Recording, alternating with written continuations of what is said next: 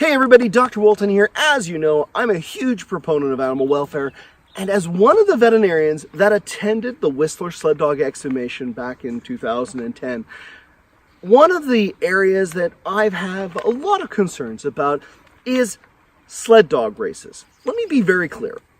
I'm not talking about local competitions where you take your family dog out and run in the woods. I think that is an amazing sport and an amazing way to bond with your dogs.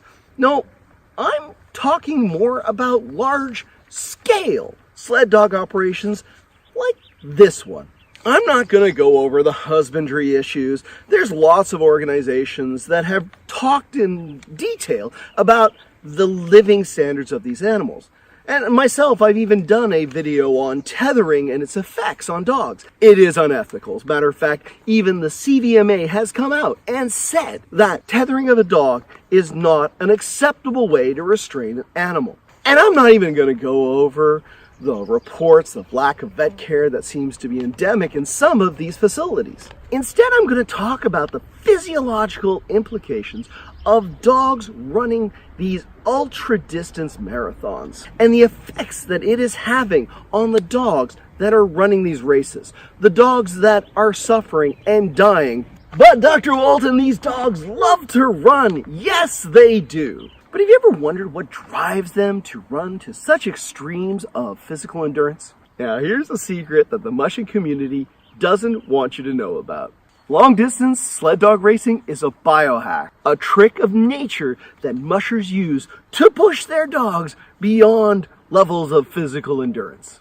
Now let's back up. You guys all remember your grade 7 English. It turns out Rudyard Kipling had it right. Now this is the law of the jungle, as old and true as the sky. The wolf that keeps it shall prosper, but the wolf that breaks it shall die. As the creeper girdles the tree trunk, as the law runneth forward and back, for the strength of the pack is the wolf, and the strength of the wolf is the pack. Sled dogs are pack animals, and every single sled dog knows deep in their core that if they are left behind by the pack, they're going to die. And here's the thing.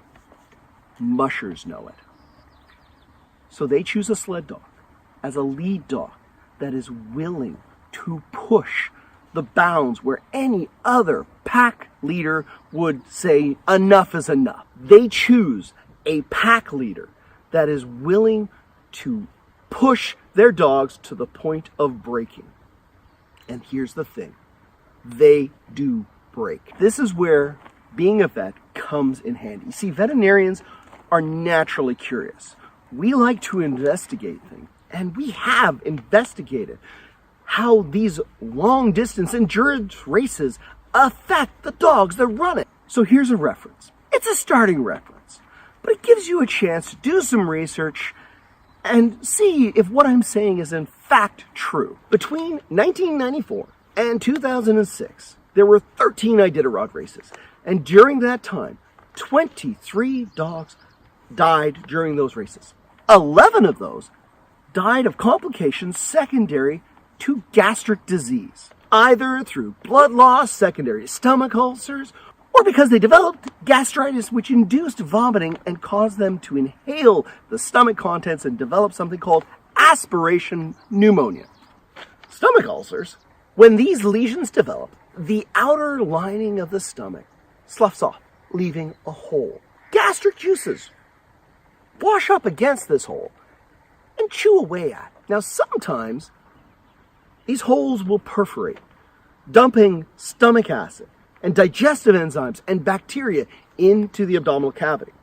When that happens, the dog is slowly digested from the inside out, while bacteria multiply and cause sepsis. Sometimes the gastritis is just bad enough to cause the dog to vomit. Now, if you've ever vomited while doing some kind of activity, say running, you know it's not exactly the easiest thing to do. So what oftentimes will happen is you vomit and you then aspirate those stomach contents, that vomit, into your lungs. Now, that same bacteria, digestive enzymes, and stomach acid is now eating away at your lung tissue. and this is called aspiration pneumonia, and it is almost always fatal. Even with aggressive treatment, these dogs can die. Can we all agree, and I'm talking to mushers out there, can we all agree that dying by auto-digesting your internal organs with your own stomach juices or choking to death on vomit is not a pleasant way to go? Can we at least agree on that? How common is this? Like, is this a big problem? Well, turns out researchers have looked into this. Back in 2000, 73 dogs were tested within 24 hours of one of the big races. And 50% of the dogs had stomach lesions that were clinically significant.